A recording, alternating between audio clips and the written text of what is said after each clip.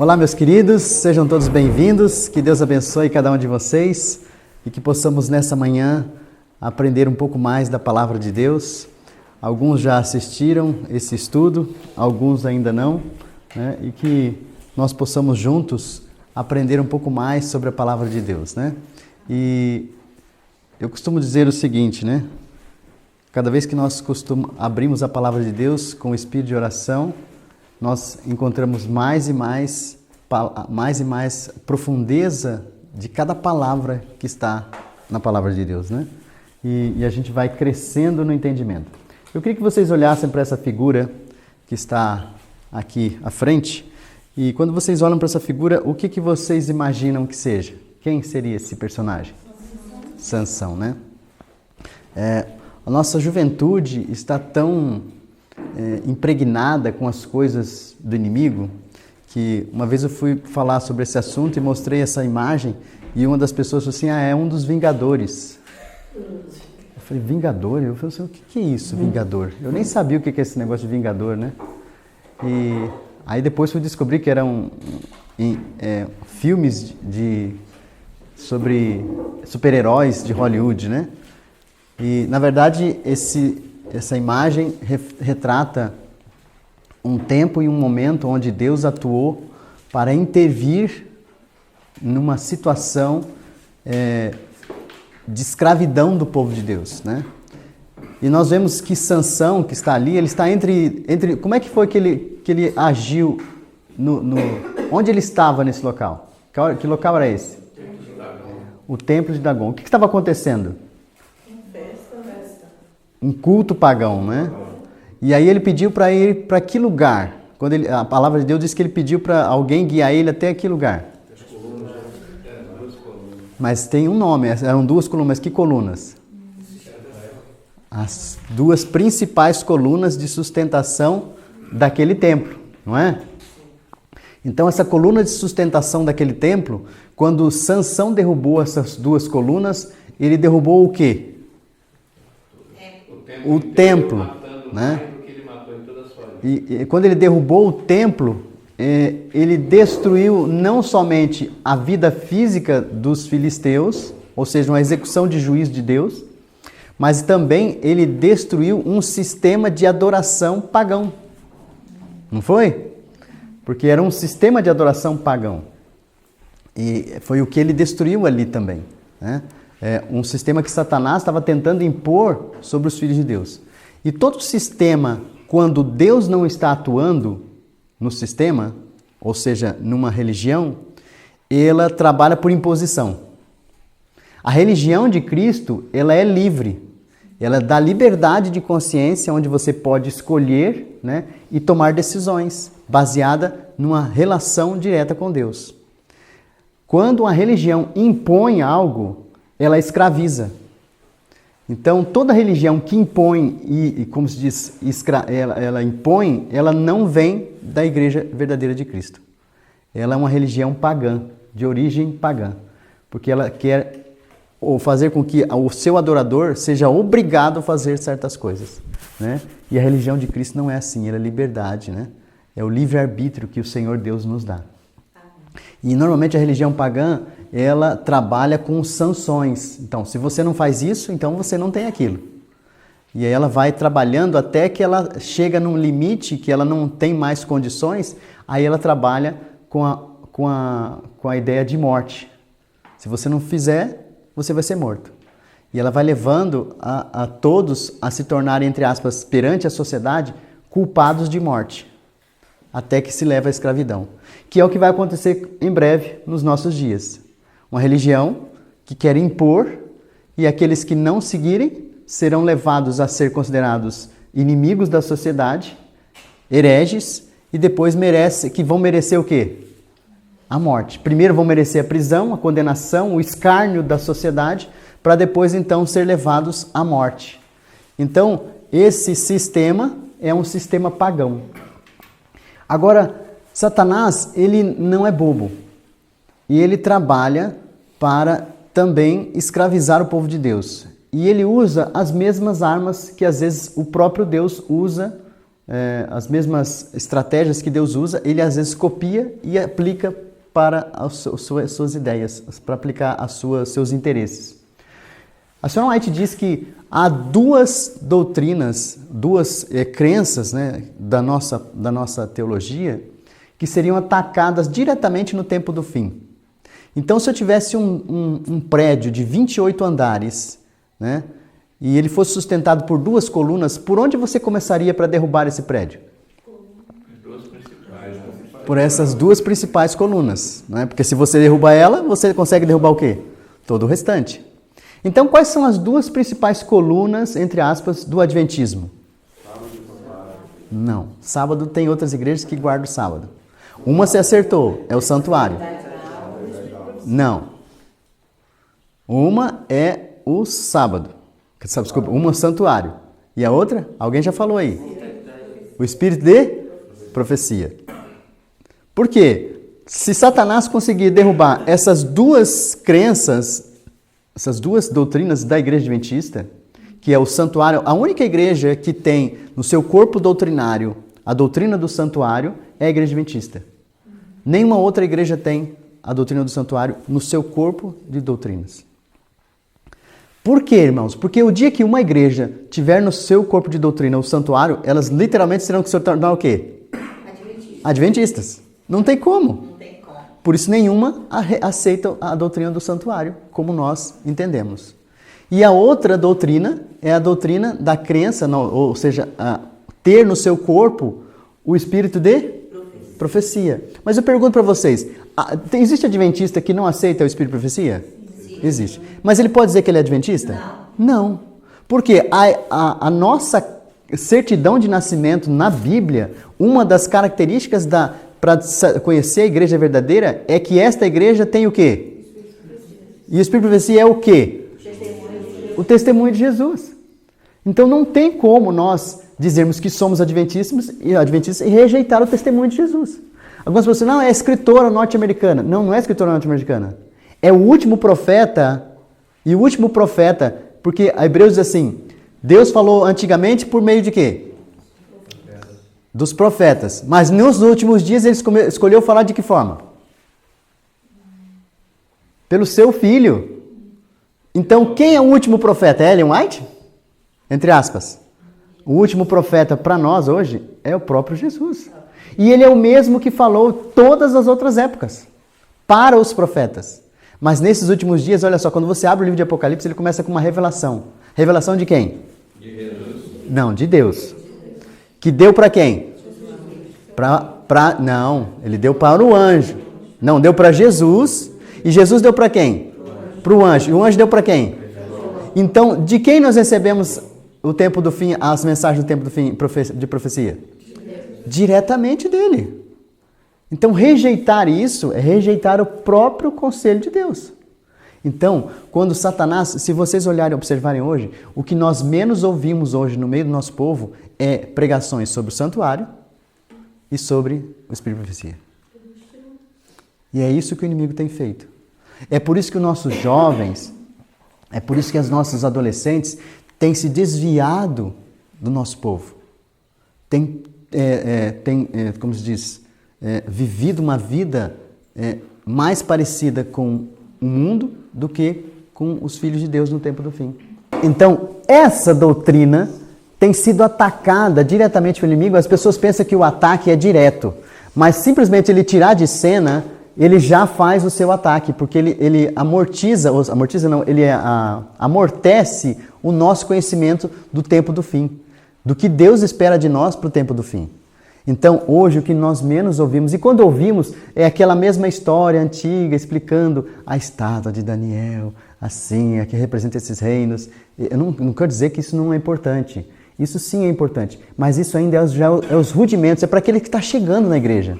Porque aqueles que já estão bebendo de águas profundas, nós precisamos aprofundar o nosso conhecimento e o entendimento da palavra de Deus.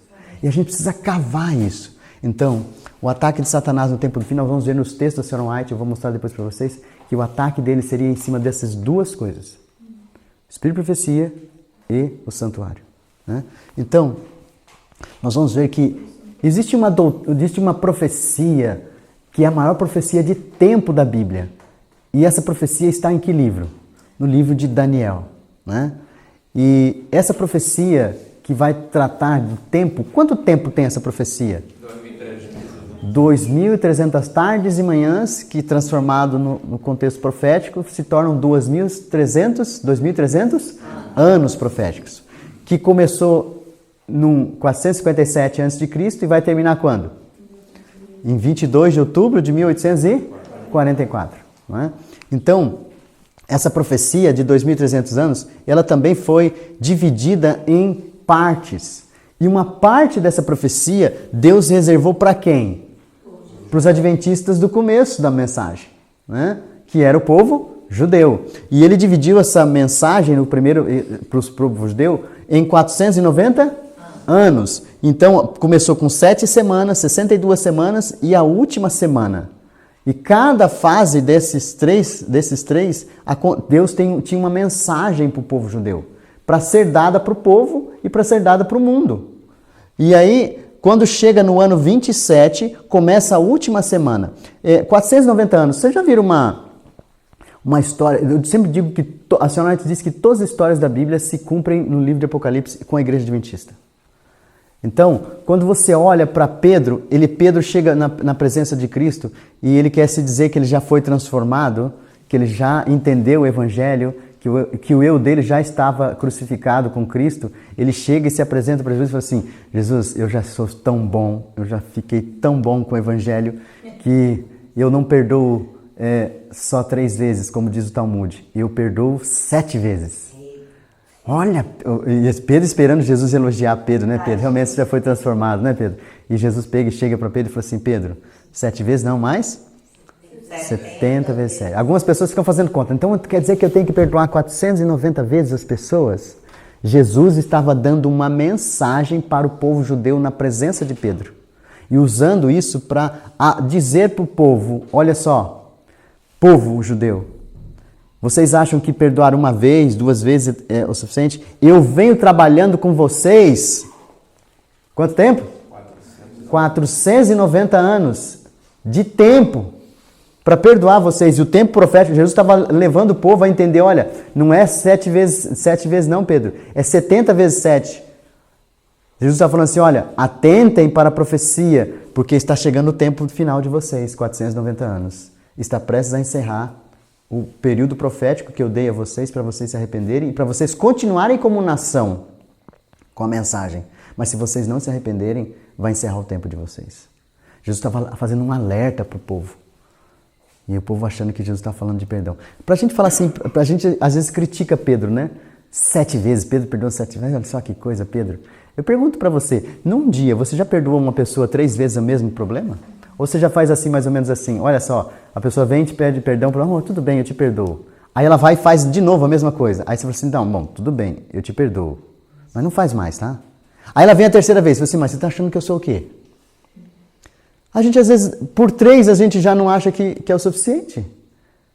Agora Jesus trabalhava por 490 anos com o povo judeu e eles caindo em pecado e Jesus ainda trabalhando o arrependimento deles.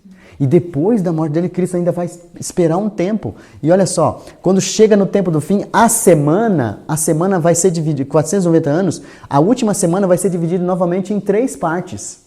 Então, o tempo é dividido em 3, e a última semana é dividida em 3. E a última semana começa com o que a divisão? Para marcação. Com o batismo de Jesus. Ela começa com o batismo de Jesus. E aí, no meio da semana, o que acontece? A morte de Cristo. E no último dia da semana? A morte de Estevão. Só que a morte de Estevão, está em alguma coisa escrita na Bíblia que a morte de Estevão seria o cumprimento da profecia? Não tem, irmãos. A morte de Estevão aconteceu exatamente no dia que cumpria a profecia. E qual era olha só, se vocês entenderem isso. Jesus começou, no começo da semana, Jesus foi batizado. Então começa a contagem da última semana. Quantos dias depois Jesus, na contagem da semana, quantos dias depois Jesus é morto? 3 dias e meio, né? Que é às 3 horas da tarde. 3 dias e meio. Aí nesses 3 dias e meio, depois de 3 dias e meio, o que acontece? Então vamos contar. Quanto que é 3 dias e meios em profecia? 3 anos e meio. E quantos dias é 3 anos e meio? 1260 dias. Então, Jesus morre, batizado, conta 1260, ele é morto, conta mais 1260, encerra o prazo do povo judeu. Isso é um número interessante para vocês observarem, que nós vamos ver ele mais para frente. Então, no tempo do fim, Deus levanta um povo que vai dividir a história em quantas mensagens? 3 mensagens angélicas. Deus vai ter 3 mensagens. Assim como ele tinha 3 mensagens para o povo judeu, ele agora também tem 3 mensagens para nós no tempo do fim. E a cadeia profética vai ficar dividida dessa forma. 490 anos Deus deu para quem? Para o povo judeu. Eles cumpriram a missão? Não cumpriram. E aí Deus então vai levantar depois o cristianismo, a igreja cristã. E vai durar 1260 anos. Eles vão cumprir a missão? Não. E aí depois Deus levanta no final dos 1260 anos, levanta mais novamente um povo. E quando ele levanta esse povo agora vai cumprir essa missão ou não? Então aqui nós temos o povo judeu, cumpriu os objetivos de Deus? Não. O cristianismo no tempo dos 1260 anos cumpre? Não. Também não. E aí quem vai cumprir a missão? Os remanescentes do tempo do fim. Cumprir a missão que Deus deu aqui, não foi cumprida e aqui termina. Existe outro povo? Não. Então, diga comigo. Pela graça de Deus, eu, pelo poder do Espírito Santo, cumprirei a missão dada a Deus para nós. Amém? Que você possa cumprir essa missão. Então, agora, o que acontece? Só para voltar aqui. Existia santuário aqui com o povo judeu? Sim. Existia, não é? Agora, o povo judeu, nesse período aqui, eles aceitaram a doutrina do santuário? Sim ou não? Sim. Eles cumpriam os rituais? Sim. Todos. E aí, assim, eles perseguiram os profetas nesse período? Sim. Perseguiram. E mataram os profetas? Então, eles idolatravam o santuário e perseguiam os profetas. Quando Cristo morreu, o santuário foi rasgado de alto a baixo, foi encerrado aquele processo do santuário, aquele ritual.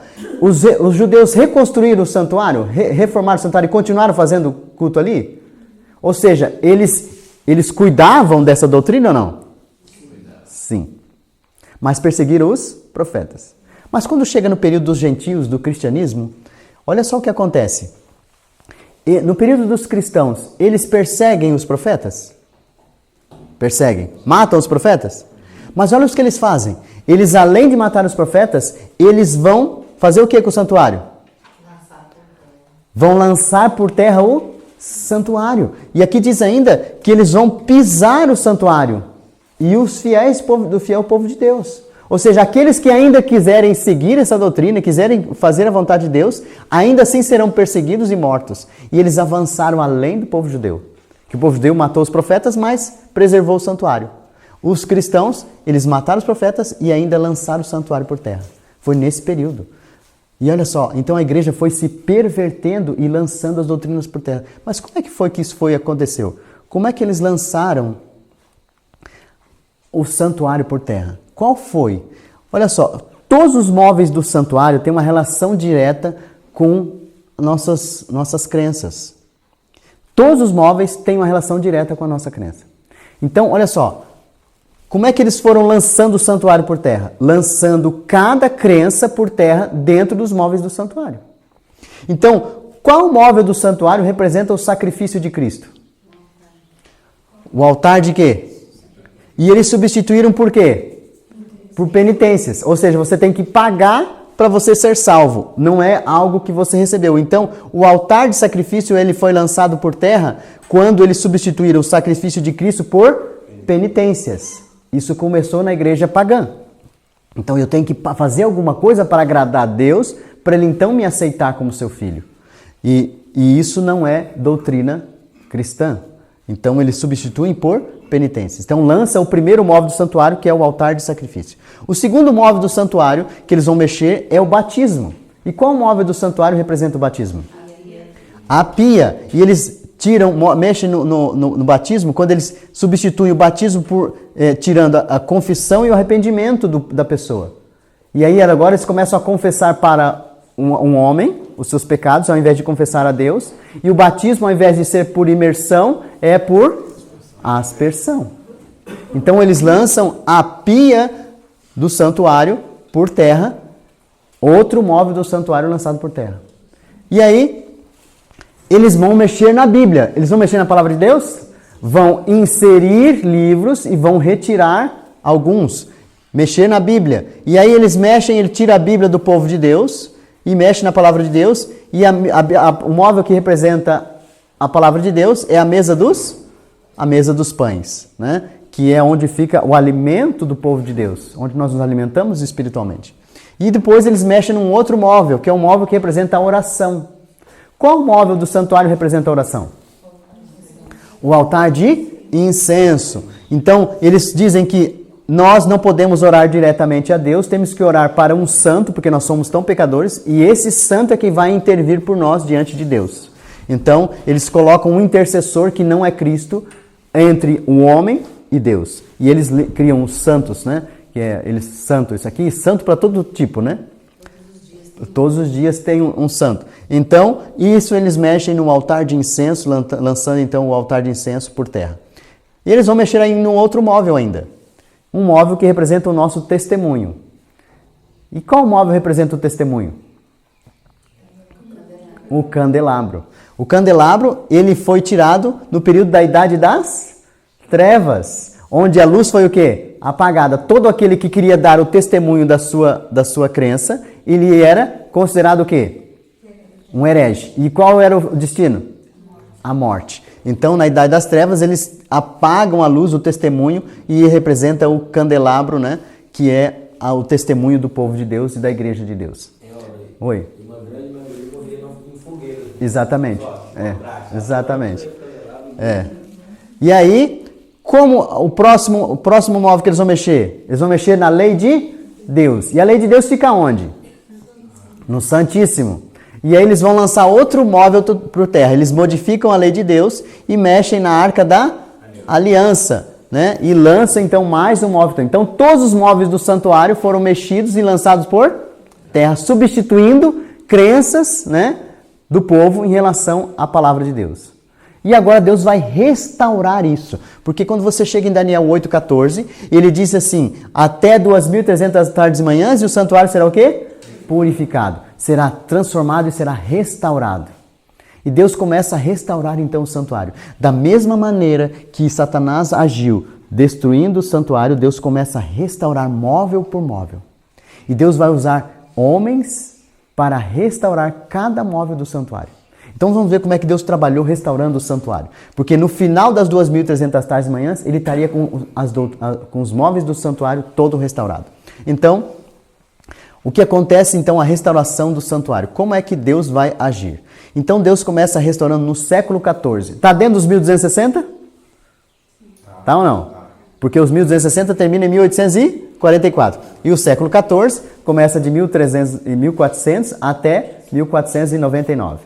Então, nesse período, Deus vai chamar um homem para restaurar um móvel do santuário. Só que Deus, ele é lógico e é coerente. Deus começa a restauração do santuário, só podia começar por um móvel do santuário. Qual móvel Deus começa? A Fabiana está doida para falar ali, certo? Qual móvel Deus começa a restauração do santuário? Só podia ser por esse móvel. Então vamos lá. Então no século XIV, Deus começa a restauração do santuário por um móvel. Deus só poderia começar por este móvel, não poderia ser por outro. Qual móvel? O que vocês acham? Não. Também não. Também não. Só poderia ser por este móvel. Não. Olha só, vamos fazer a ideia. Quem falou sacrifício? Altar de sacrifício. Ok. Alguém falou, o que você falou, irmã? Altar de sacrifício. Alguém falou outro? Arca da Aliança. Vamos fazer assim. Vamos fazer de conta que é pelo altar de sacrifício. O altar de sacrifício representa o quê? A morte de Cristo. Então ele começaria, então, assim, olha, imagina assim, uma pessoa começa a pregar para você assim, olha, eu entendi que a morte de Cristo é a base para a gente acreditar em vários outros assuntos. Aí eu vou perguntar para você, aonde você viu isso? Não, isso foi da minha cabeça. Mas a sua cabeça não vale. Então Deus teria que começar por uma base. Aonde está a base das nossas doutrinas e das nossas crenças? Hã? Na Bíblia. Então, na mesa dos pães. Então Deus precisa começar por onde vai estar o quê? A base, o fundamento de tudo que virá em breve. Então Deus, no século XIV, chama um homem chamado John Wycliffe, e John Wycliffe então vai traduzir a Bíblia e entregar na mão de quem? Do povo. Agora, com a Bíblia em mãos, o povo vai restaurar, pela Bíblia em mãos, restaurar o quê? A mesa dos pães. Porque é aqui que Deus vai trabalhar para a base de tudo que virá em breve. Então ele restaura a palavra, fala assim, agora eu entrego para vocês a minha palavra, para que vocês, estudando a minha palavra, vocês compreendam o que virá a seguir. Então não é baseado num entendimento, ou seja, numa mente humana, mas na mente de Deus. Então ele entrega a palavra de volta para o homem, que é a mesa dos pães. Então o John Wycliffe trabalha restaurando a mesa dos pães no santuário. Quando John Wycliffe restaura a Bíblia, a igreja ama o que ele fez? Não? Não, mas ele está trazendo a Bíblia para o povo. E a igreja começa a dizer que John Wycliffe é o quê? Um herege. E o que ele merece? A morte, a fogueira. E aí a igreja vai acima dele, considera ele um herege, e muito do povo vai junto, e ele é tratado como herege e é morto. E agora, no século XV e XVI, Deus vai chamar um homem chamado Martinho Lutero. E onde Martinho Lutero tem... O que Martinho Lutero vai fazer? Ele vai estudar o quê? A Bíblia. E quando ele vai estudar a Bíblia, que ele agora tem acesso, porque ele é um padre ou um monge, né?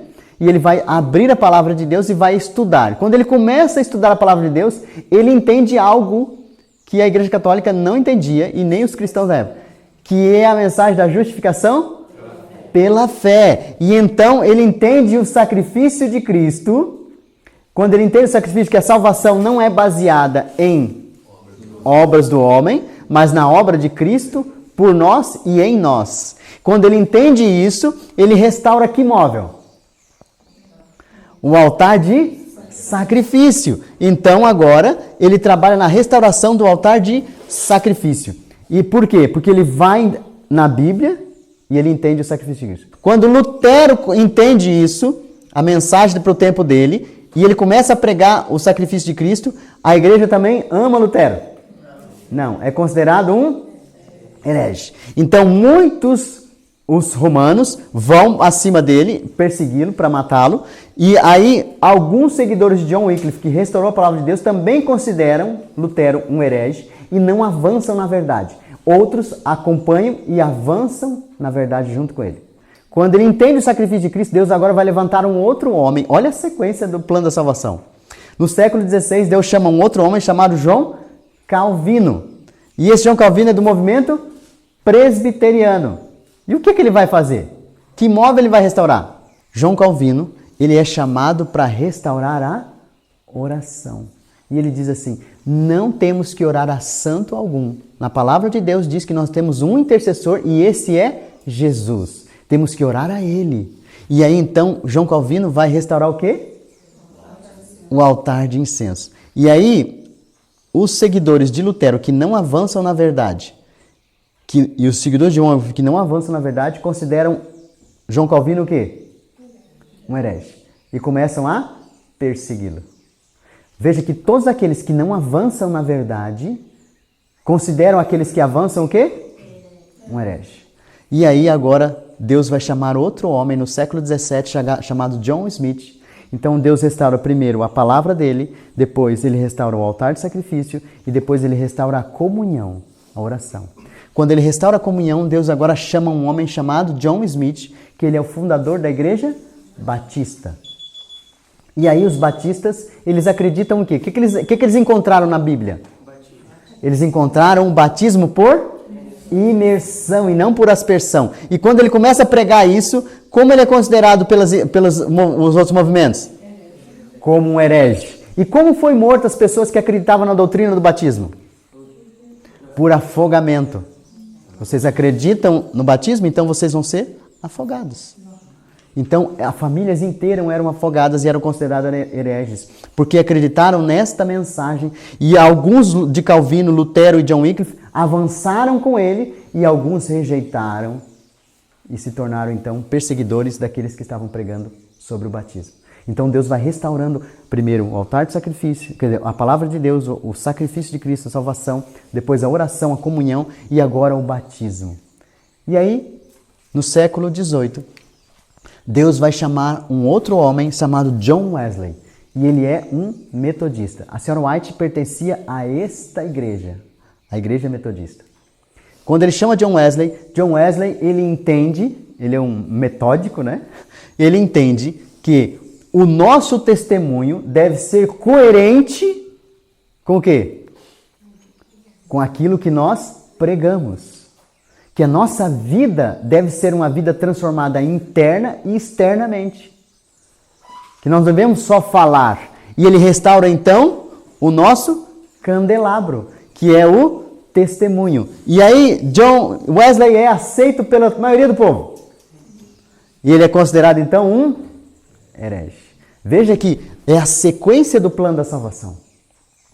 Primeiro você vai à palavra de Deus, e quando você vai na palavra de Deus, encontra o sacrifício de Cristo por você, você cai aos pés e ora pedindo a Deus seu perdão, e aí quando você pede perdão a Deus, você entende que você precisa nascer de novo, e aí você é batizado, e depois você vai dar o seu testemunho. E aí na sequência, Deus agora vai usar um outro movimento para restaurar a peça que falta. Que peça está faltando? A Arca da Aliança. E Deus, neste movimento, vai restaurar a Arca da Aliança e o dia do juízo. Não é? Porque quando restaura a Arca da Aliança, também não restaura o dia do juízo? Porque o povo que restaura, que é o movimento, que movimento é esse? Não, tinha um outro nome. Movimento Millerita. Né? Porque seguiam Guilherme Miller. Então, nesse período, o movimento adventista é a igreja adventista? Não. A pergunta que eu faço para você, você é do movimento adventista ou você é da igreja adventista? E aí, hein? Como é que você vai responder agora? Eu vou dizer uma coisa para você. Existem pessoas hoje na igreja adventista que estão no movimento adventista. E existe a igreja adventista. Agora eu vou dizer assim, mas espera aí, não é a mesma coisa? Não, não é. E vocês vão entender por quê. Presta atenção em alguns detalhes. O movimento adventista, quando começou a restaurar o dia do juízo, ele se tornou inimigo de quem? Quem considerava esse povo aqui? Considerava esse povo herege? Todas as outras igrejas começaram a achar que esse movimento era um movimento herege. E fizeram o que com esse povo? Perseguiram. Foram criticados. Mas uma parte de cada uma dessas religiões vieram e se juntaram aqui? Sim. Eles eram cada um de uma religião. Mas as igrejas começaram a considerar esse povo como herege. E olha só, eles começaram a perseguir e a expulsar essas pessoas das suas igrejas. Porque eles não avançaram na... Vocês percebem que toda vez que a verdade vem, quando você não avança com ela, você se torna inimigo dela? Toda vez que a verdade é apresentada para o povo e o povo não avança com essa verdade, para cada tempo Deus tem uma mensagem. Se você não avança com o tempo na mensagem de Deus está dando, você se torna inimigo dessa mensagem. E aqueles que avançam são considerados o quê? Um movimento herético. Considerado inimigos do povo de Deus. Mas olha só, no dia do juízo, então é restaurado esse povo. Depois desse movimento é que surge então a igreja adventista do sétimo dia. E depois desse movimento, então, surgindo a igreja adventista do sétimo dia, o que vai acontecer então? A igreja adventista foi chamada para restaurar o quê? Então eu vou perguntar. Quem restaurou o altar, a mesa dos pães? John Wycliffe. Depois Deus restaurou o quê? O altar de sacrifício. Mensagem da salvação por meio de Cristo. É só Ele quem pode salvar. Depois restaura o quê? A oração. Depois restaura o quê? O batismo. E depois? O testemunho. E depois? A Arca da Aliança. Então, eu pergunto, o santuário foi restaurado? Foi. Eu pergunto, o que está faltando? Ser restaurado. Se a igreja adventista vem depois do dia do juízo, vem depois da restauração da arca, o que coube a igreja adventista restaurar? Vocês vão entender agora se você está no movimento ou na igreja remanescente. Dependendo do que você está defendendo hoje, qual mensagem você está pregando hoje, você vai entender em qual movimento você está. No movimento da arca ou no movimento do que foi chamada a igreja para restaurar?